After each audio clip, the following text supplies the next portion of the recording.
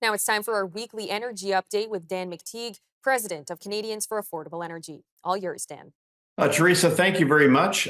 We are heading very quickly to Easter long weekend, Good Friday, Saturday, and of course, Easter Sunday and Monday. And that means that gas prices are inevitably heading up, not because of the long weekend, but because of what we're seeing in the United States. And that's been an increase to reflect the changeover from winter blend to summer blend gasoline. So that basically means going 13.5 RVP down to 7.4. That's a technical way of saying prices in Ontario and Quebec are heading up 5 cents a liter Good Friday. Now, some stations may decide to delay that, but we have seen prices drop dramatically, both because of the carbon tax temporary removal, because make no mistake, it's coming back on right after, and if the Liberals get elected. If they don't get elected, that's a different matter altogether, because you're currently paying an industrial carbon tax, a clean fuel standard. You're going to pay even more in the days to come.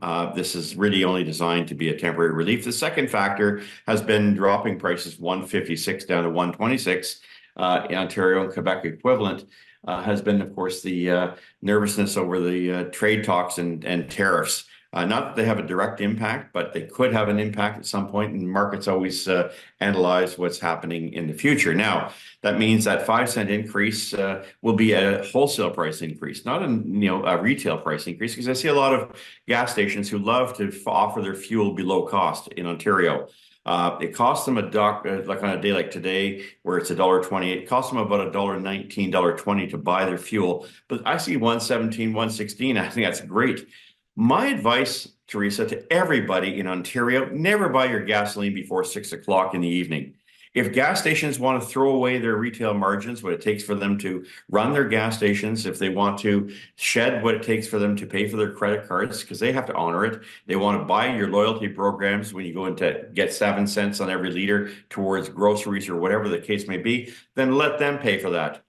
I suspect that the lineup at banks will be a little longer, especially for credit, because if they're going to play this kind of a game where they start in the morning at a high price and then drop at 8 cents a liter, the simple best example, and that doesn't just apply to Ontario, is to wait until the evening to buy. That's now in Vancouver, where we see prices down to the 158 range, 154 range, going up 3 or 4 cents a liter this weekend to 157. The rest of interior British Columbia, about 150, 155 to 160. Alberta, not moving much. 125 to 130 seems to be the sweet price, and I don't see that moving very much. Yes, they will see an impact from the switchover from winter to summer gasoline, but only about 2 cents a liter, because that's already started to be introduced over the past few weeks in the U.S. Midwest refiners. Winnipeg remaining at 127, 128, with Saskatoon and Regina holding off in the 133 to 134 range.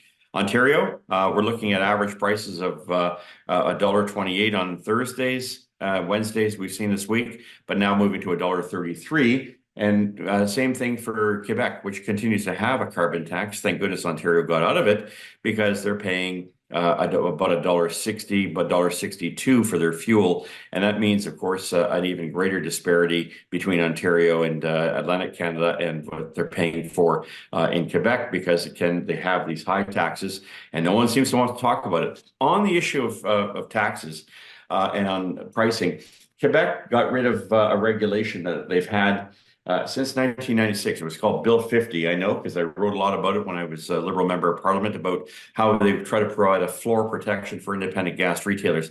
The Quebec government and its allies thought it was cool and trendy, not just to push people into EVs, and as if they really care about the energy sector. Good luck with that, by the way. You can't run your economy without oil or gas or diesel. But what they've done is basically said, here's 4 cents off now. Let the competition begin. The competition's always been there, and it's usually been big independents have done this. What's going to happen in Quebec, the little independent mom and pop is going to probably be wiped off the map over a couple of years. That allows the big box stores and the big players to raise their prices without any type of accountability, and there is absolutely no discipline left in the market. But that's what short-term, false politicians do in that province, because they're only interested in climate and EVs and failed mandates to back companies that are either bankrupt or failing. And that all means that it really doesn't come down to the price of gasoline. They still don't want to get away from they're clutching their whole point about the need for climate policies like carbon taxes, which are absolutely ruinous when it comes to the cost of living and consumers. And last time I checked, Montreal people in Quebec are just having as much difficulty as the rest of the country in trying to maintain and keep their noses above the waterline. So any policies, provincial, which are obvious, or federal, which continue to push this net zero policy, is going to have the effect of hurting Canadians in the long term. And anybody who is fooled by this into the next campaign and believing that, a couple of parties are really got their backs because they've given a temporary suspension to these carbon taxes is kidding themselves to no extent. You're going to wind up, and I'm going to be here for the next 3 or 4 years, saying how ridiculous it was that when given the opportunity to boot this policy and get rid of it once and for all, we've actually put ourselves into a significant corner, and that's unfortunate. Now, by the way, the Maritimes is going to see a bit of a decrease, 1.5 cents a liter for gasoline, and probably 3 cent decrease for diesel. That's likely to affect all the provinces. I won't speak to Newfoundland because they have their own system over there, but the rest of the provinces are going to be looking at a slight decrease in gasoline for Friday, assuming the regulatory authorities there do in fact drop prices on Friday rather than Saturday. That's it for this week, Teresa. Expect more high prices next week, and get ready. Summer driving is about to raise demand and raise prices.